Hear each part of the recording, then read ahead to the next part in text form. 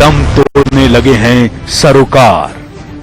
विचारधारा की लड़ाई में गुम हो रही मीडिया की पहचान। कोई समझौता नहीं, संतुलन के साथ खबरों के सफर की नई शुरुआत। खबरें जो आपको सीधे जोड़ती हैं हमसे, जिनका आपकी जिंदगी पर होता है सीधा असर। खबरों की वही तस्वीर,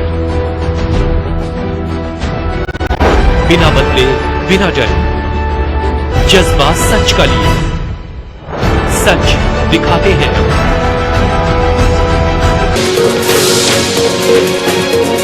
MV International School admission open for classes pre-nursery to 8.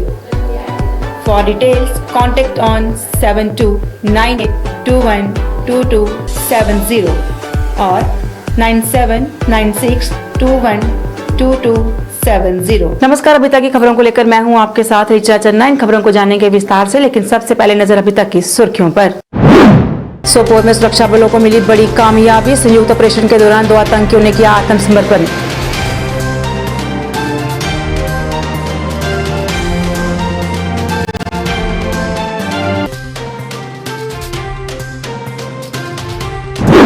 Raj Bhavan Srinagar घेराव कर रहे एसआरटीसी वर्कर्स का प्रयास, पुलिस ने किया नाकाम, कई हिरासत में।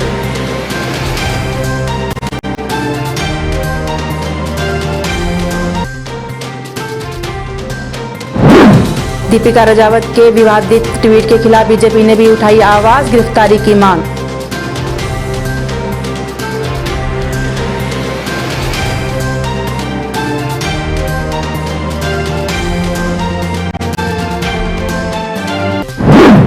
और शिवसेना डोगरा फ्रंट ने की हेल्थ स्कीम लागू करने की मांग, प्रधानमंत्री से भी जम्मू कश्मीर आने की अपील।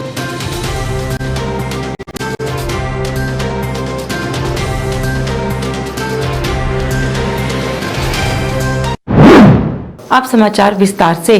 कश्मीर के सोपोर तहसील के तुज्जर गांव में गुरुवार को 2 आतंकियों ने आत्मसमर्पण कर दिया। दोनों के छिपे होने की सूचना पर सेना की 22 RR, सोपोर पुलिस और सीआरपीएफ की संयुक्त टीम ने मिलकर पूरे इलाके को सील कर लिया था। इसके बाद स्थानीय लोगों और परिवार के सदस्यों को बुलाकर उन्हें आत्मसमर्पण करने को कहा गया, जिसके बाद उन्होंने आत्मसमर्पण कर लिया। ठीक है, कल रास्ते पे नहीं जाने देना है। ठीक है, हम अपनी पूरी कोशिश कर रहे हैं, जिसमें कि हम जितने भी भटके हुए लोग हैं ना, सबको हम लेकर आएंगे। ठीक है, सोपोर पुलिस, SSP सोपोर, ठीक है, 22 RR जब तक है, हम आपके साथ हर कदम पे चलेंगे। ठीक है, रोना नहीं है माँ जी, ठीक है, रोना नहीं है, खुश रहिए, बच्चा आपका आगे है, आगे भी पूरी मदद करेंगे। फौज का जिन्होंने हमें यहाँ इतला दी, हम यहाँ आके इनको बोला आप सरेंडर करो, कोई बात नहीं, कोई कुछ नहीं होगा, तो इन्होंने ये मौका हमें दिया है, तो ये बार निकल गया। यहाँ ये अब ये फौज है, आर्मी है और पुलिस है और ये है SSG, तो इन्होंने हमें ये मौका दिया। हमने इनको बोला कि आप सरेंडर करो, कुछ नहीं होगा। कब से एक्टिव हुए थे? इनको करीबन 1 महीना हो गया जी, 1 महीना हो गया। हाँ, तो आप क्या विषय आप इस चीज से क्या आपके बच्चे हम खुश है, बहुत खुश है, हम हद से भी ज्यादा खुश है। हम इनका शुक्रगुजार है, बहुत बहुत शुक्र करते हैं हम इनको कि इन्होंने हमें अपने बच्चे सेहत सलामत वापस। अपनी मांगों को लेकर एसआरटीसी वर्कर्स ने श्रीनगर में प्रदर्शन किया। इस दौरान उन्होंने राजभवन का घेराव करने का प्रयास किया, लेकिन पुलिस ने उन्हें ऐसा करने से नाकाम कर दिया। पुलिस ने प्रदर्शनकारियों को रोकने के लिए उन पर वाटर कैनन का इस्तेमाल किया और कई प्रदर्शनकारियों को हिरासत में भी लिया।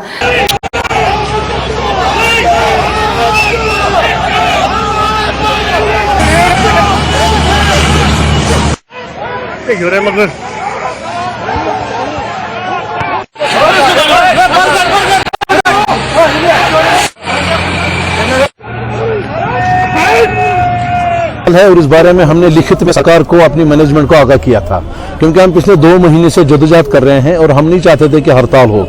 हम हड़ताल के खिलाफ हैं, क्योंकि हड़ताल से लोगों को भी तकलीफ होती है, लेकिन हमें मजबूर किया गया है। 4 महीने की तनख्वाह नहीं है, जो रिटायर हो गए उनका रिटायर बेनिफिट नहीं है, SRO 43 लागू नहीं हो रहा है, जो यहाँ कंसोलिडेटेड ड्राइवर्स है उनको रेगुलराइजेशन नहीं हो रही है, CP फंड हमारा अनलिमिटेड है वो रिमिट नहीं हो रहा है, हमारे 7th पे कमीशन इंप्लीमेंट नहीं हो रहा है। हमने सरकार को बारहा कहा है कि आप SRTC को as a front line worker use करते हैं, चाहे वो कोविड हो, सैलाब हो, चाहे जंग हो, चाहे कोई भी ऐसा मसला हो जब सिर्फ आगे नहीं आता है, तो SRTC का ड्राइवर, SRTC का कंडक्टर, SRTC का फील्ड स्टाफ 24 घंटे अपनी जान हथेली पे लेकर लोगों की खिदमत करता है। लेकिन जब तनख्वाह देने का समय आता है उसमें तो आप हमें कहते हैं कि आप प्रॉफिट कमाओ। हम कहां से प्रॉफिट कमाएंगे? क्या हिंदुस्तान में कोई कॉर्पोरेशन प्रॉफिट कमाती है तो जम्मू कश्मीर की कॉर्पोरेशन प्रॉफिट कमाएगी? पिछले 20 साल सरकार ने ठेला नहीं दिया है गाड़ियां चेंज करने के लिए, नया लाने के लिए, इसलिए हम मजबूर होकर हमें आज एक दिन की हड़ताल की है जम्मू कश्मीर लद्दाख में। लेकिन हम सरकार से कहना चाहते हैं कि आप SRTC के मुताबिक एक बार में ही फैसला ले। दीपिका राजावत की विवादित डिवीट को लेकर बीजेपी की महिला विंग ने भी आवाज उठाई है। बीजेपी नेता रजनी सेठी ने विरोध जताया है कि एक प्रेस कॉन्फ्रेंस के दौरान रजनी सेठी ने इस ट्वीट की निंदा की और कहा कि इस ट्वीट से दीपिका राजावत की मानसिकता साफ झलकती है। उन्होंने इस ट्वीट पर एतराज जताया। उनका कहना था कि इससे लोगों की भावनाओं को काफी ठेस पहुंची है।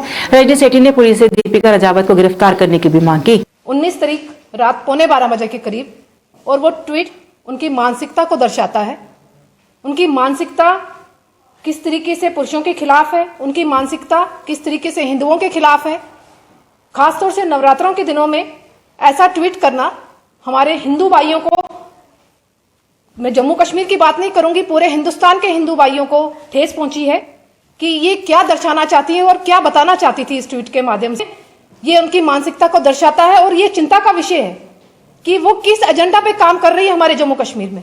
उसके पीछे किसका हाथ है जो यहां पर हिंदुओं की छवि को खराब करना चाहती है। 19 तारीख की रात से लगातार अलग अलग संगठन FIR दर्ज करवा रहे हैं, मगर मुझे ये कहते हुए अफसोस हो रहा है कि पुलिस अभी तक कोई एक्शन नहीं कर रही। एक्शन क्यों नहीं हो रही? अगर किसी और समुदाय के लोग ट्वीट करते हैं या फेसबुक पे कोई रिलीजियस कमेंट करते हैं, तुरंत उसको अरेस्ट कर लिया जाता है। पिछले 3 दिन से हमारे हिंदू भाइयों के लिए ऐसा ट्वीट किया गया है, महिलाओं का जो मान सम्मान है उसका हनन किया गया है। तो इसी तरीके से मैं पूछना चाहती हूँ कि हमारी सरकार कहाँ सोई हुई है, हमारी जो एडमिनिस्ट्रेशन है वो कहाँ सोई हुई है, हमारे DG IG कहाँ सोए हुए हैं। आप चाहते हैं कि यहाँ के जो आम नागरिक हैं जम्मू कश्मीर के वो सड़कों पर आए, हम भी पत्थर उठाएं, हम भी प्रोटेस्ट करें। मैं आज की जो प्रेस वार्ता है आप लोगों के माध्यम से ये बताना चाहती हूँ कि इस पर स्ट्रिक्ट एक्शन जल्द से जल्द किया जाए। शिवसेना डोगरा फ्रंट ने जम्मू कश्मीर में हेल्थ स्कीम को लागू करने की मांग की है। उन्होंने कहा कि इस योजना के तहत कार्ड तो बनाए जा रहे हैं, लेकिन अभी तक इसे लागू नहीं किया गया है। उन्होंने योजना को जल्द लागू करने की मांग की ताकि लोगों को इसका फायदा मिल सके। उन्होंने प्रधानमंत्री से जम्मू कश्मीर आकर इस योजना का उद्घाटन करने की भी अपील की।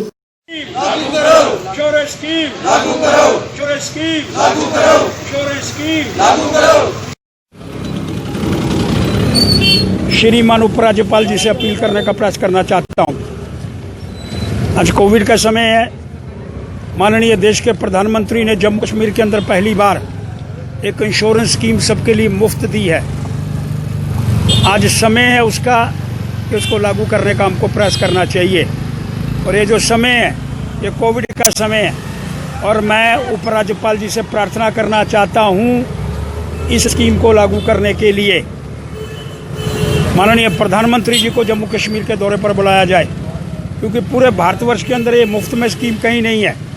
ये पहला जम्मू कश्मीर प्रदेश है यहाँ पर मुफ्त ये स्कीम दी जा रही है, ताकि वो जो गरीब लोग हैं, जो राउंड ट्राडन लोग हैं, जो बिल्कुल जिनका कोई व्यवस्था की पालना नहीं, और कोरोना काल चल रहा है जिसके अंदर रोज़ लोग मर रहे हैं और उनके मृत्यु संख्या के अंदर कमी भी आई है। इसलिए मैं माननीय उपराज्यपाल जी से कहने का प्रयास करना चाहता हूं, माननीय उपराज्यपाल जी, ये माननीय प्रधानमंत्री की तरफ से ये इंश्योरेंस स्कीम जम्मू कश्मीर के लिए स्पेशल दी गई है, इसलिए उनको बुलाया जाए, इसका इनॉग्रेशन किया जाए, ताकि इस समय ये जो इंश्योरेंस का वक्त है, ये जो कोरोना काल है, इस कोरोना काल के अंदर सब लोग इसका लाभ उठा सकें अदिति शर्मा ने एक प्रेस कॉन्फ्रेंस कर अपने 6 दिवसीय कश्मीर दौरे की जानकारी दी। उन्होंने कहा कि वहां के लोग अपना वोट देने का हक मांगते हैं और विकास चाहते हैं। उन्होंने पीडीपी, एनसी की सीबीआई जांच और रोशनी एक्ट जैसा मुद्दा भी उठाया और इस पर भी बात की। मैं आपको बता दूं कि हमने एक सोशियो पॉलिटिकल मूवमेंट शुरू की है पूरे जेएनके में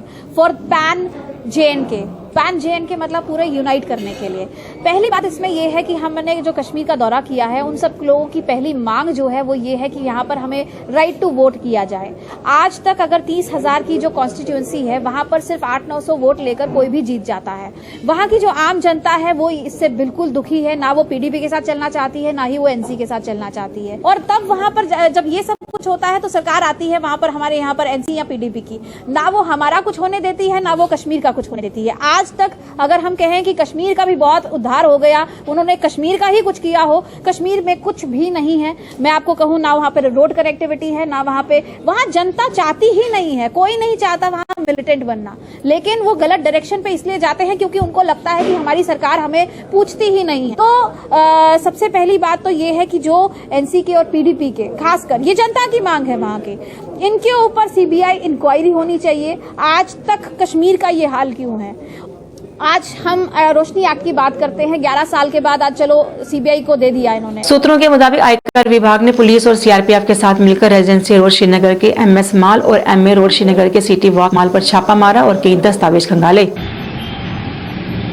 भाजपा जम्मू ईस्ट मंडल द्वारा वार्ड नंबर 11 में आयुष्मान कैंप का आयोजन किया गया, जिसमें भाजपा नेता करण सिंह मौजूद रहे। उन्होंने कहा कि इस तरह कैंप लगाने से लोगों को काफी लाभ होगा। उन्होंने ज्यादा से ज्यादा लोगों से इस कैंप का लाभ उठाने की अपील की ताकि ये बीमारी जल्द से जल्द खत्म हो जाए। जब तक दवाई नहीं आती है तब तक ये एहतियात बरतकर, सावधानी बरतकर एक दूसरे का जो है हेल्थ का ख्याल रखें। और इसी के तहत जो आयुष्मान कार्ड बने हैं 5-5 लाख का हर व्यक्ति तक फायदा पहुंचे, उसका भी पूरा बंदोबस्त किया गया है। कठुआ में पंच यूनियन ने अपने मसलों को लेकर जिला पंचायत ऑफिस में एक ज्ञापन दिया। उन्होंने कहा कि किसी भी काम में उनकी राय नहीं ली जाती और न ही उन्हें विश्वास में लिया जाता है। उन्होंने वार्ड और पंचायत ऑफिस की भी मांग की और कहा कि अगर उनके मसले हल नहीं हुए तो वो आंदोलन करने को मजबूर हो जाएंगे। डेमोक्रेसी की अगर कैसे ग्रास रूट तक ले जाना है तो उत्थे बैठे था पेंच, वो पहले अगर पेंच की पता प्रॉब्लम है कि उसे वार्ड की क्या प्रॉब्लम है, और असं बिल्कुल पेंच इग्नोर करी चुके था और असं कोई नहीं पूछते। प्लान बनता अगर पंचायत घर च ग्राम सभा च प्लान बनता वो पंचायत घर जाइए ब्लाक चो चेंज हो जाता। और इस वास्ते साढ़े को बड़िया मुश्किल, क्योंकि साढ़े को कोई पंचायत ऑफिस नहीं है, असें वार्ड ऑफिस भी चाहिए। और कोई भी एक्टिविटी वो है अगर पंचायत तो वो पंच की जरूर पता होना चाहिए ताकि वो लोगों तक पहुंचाई जा सके। अपनी पंच यूनियन बनाई है वो हमने बड़ी सोच समझ के बनाई है, क्योंकि हमारे जो काम थे पेंडिंग वो नहीं हो रहे और पंचायतों को बहुत भारी मुश्किलों का सामना करना पड़ता है। जो भी हम प्लान बनाते हैं वो मेरे प्रधान साहब ने बोला कि ब्लॉक में जाके कर जाता है। आइडेंटिटी कार्ड तो दिए नहीं, किसी भी दफ्तर में जाते हैं तो पूछते हैं भी आप कौन हो भाई। अगर हमारे पास आइडेंटिफिकेशन कार्ड हो तो हम बताएंगे कि ये हमारा आइडेंटिफिकेशन कार्ड। रामबन के उखराल में ब्लॉक दिवस पर एक कार्यक्रम का आयोजन किया गया। इस दौरान डीडीसी रामबन नाजिम जे भी मौजूद थे। उन्होंने लोगों की समस्याओं को सुना और उन्हें हल करने का आश्वासन भी दिया। इस मौके पर डीडीसी ने कई विकास कार्यों का उद्घाटन भी किया।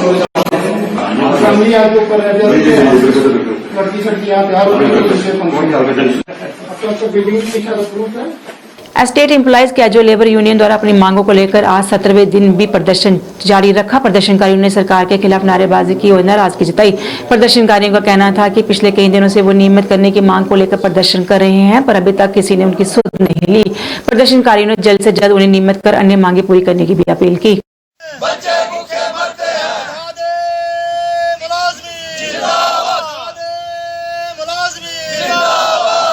पुरुषोत्तम लाल है। 25 सालों से हम इस सेक्टर स्टेट डिपार्टमेंट में काम कर रहे हैं। तो काम करते करते आज हमें कैजुअल लेबर डेली वेजर दरियों पे बैठना पड़ रहा है।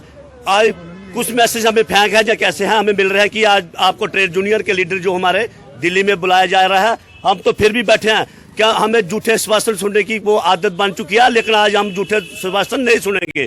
आज अगर जा रहे हैं हमारे ट्रेड यूनियन के लीडर जाएंगे, हमें शौक है, हम उनके साथ अटैच हुए हैं, अब दरियों में बैठे हैं।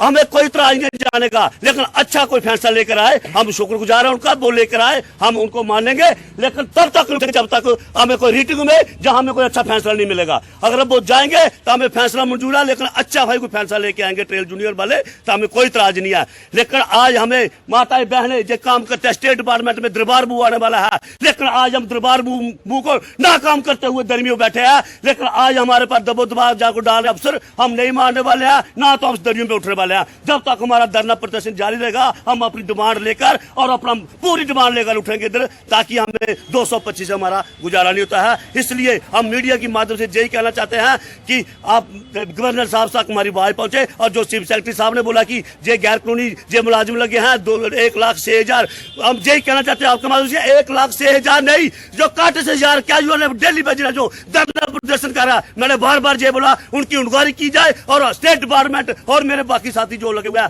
कैजुअल लेबर ये कैबिनेट डिसीजन के तहत लगे हुए हैं, ये ऐसे नहीं लगे हुए हैं ताकि हम बार बार धरना प्रदर्शन पर बैठे हैं। आज स्टेट डिपार्टमेंट धरना प्रदर्शन में बैठा है, कुछ तो कुछ लेकर इधर से हासिल जाएगा, हमें यही बोलना चाहता है। जय हिंद, जय भारत।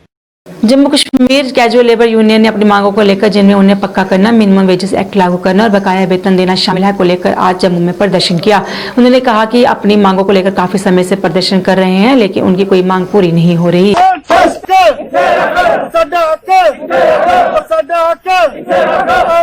आया है कि चाहे कैजुअल लेवल है, चाहे डेली वेजर है, या टीडीएल पीडीएल जितने भी हैं, उनकी सीनियरिटी लिस्ट जो है ज्वाइंट बननी चाहिए। SRO 380 के तहत इनको रेगुलाइजेशन करना चाहिए। हैंडीकैप लोग जो हैं बहुत सारे इस दुनिया से जा चुके हैं, हम ये कहना चाहते हैं SRO 43 तो इनको लागू नहीं होता, और हम ये कहना चाहते हैं सेंटर की सरकार जो और जम्मू कश्मीर के जो हेड हैं मनोज सिन्हा साहब से अपील करते हैं, फिलहाल हमने 15 दिन का सरकार को अल्टीमेटम दिया, अगर 15 दिन के अंदर अंदर ये सेटल नहीं करेंगे, जम्मू में हर जगह प्रोटेस्ट होगा, ऑलरेडी भी चल रहा है। NIC की मांग को लेकर PDD casual need based workers का प्रदर्शन आज भी जारी रहा। उन्होंने कहा कि जिन 462 लोगों की NIC नहीं हुई है, उनकी भी NIC होनी चाहिए। प्रदर्शनकारियों का कहना था कि पिछले काफी दिनों से वो इसे लेकर प्रदर्शन कर रहे हैं, लेकिन उनकी मांगे पूरी नहीं हो रही। उन्होंने जल्द से जल्द उनकी मांग पूरी करने की अपील की।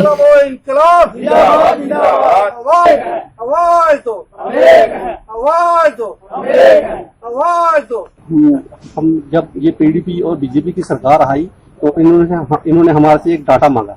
हमारे डिपार्टमेंट ने 3100 का नक्सल का डाटा दिया, उसमें से 462 वो रह गए। उनको बोल रहे हैं कि इनकी NIC नहीं हुई है। जब डाटा गया था तो 3169 का गया था, तो उन्होंने 462 को छोड़ दिया। वो अभी उनको पे नहीं मिल रही है। हम गवर्नमेंट से ये अपील करते हैं कि जो लड़के 462 रह गए हैं उनको जल्द से जल्द पे दी जाए, और जो हमारे 408 बंदे हैं जिनका डाटा अभी MD मैडम के पास पड़ा है, वो भी फाइनेंस डिपार्टमेंट में जाना चाहिए और उनको भी पे मिलनी चाहिए। और 99 जो लड़के जिनको पे मिलती थी, 25 लड़के जो हैं उनको पे बंद कर दी है। तो हम डिपार्टमेंट से ये अपील करते हैं कि जो हमारे लड़के रह गए हैं उनसे जल्द से जल्द हमारी वो पे दी जाए।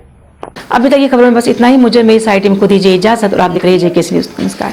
MV International School admission open for classes pre-nursery to 8. For details, contact on 7298212270 or 9796212270. खोने लगी हैं खबरें, दम तोड़ने लगे हैं सरोकार, विचारधारा की लड़ाई में गुम हो रही मीडिया की पहचान। कोई समझौता नहीं, संतुलन के साथ खबरों के सफर की नई शुरुआत।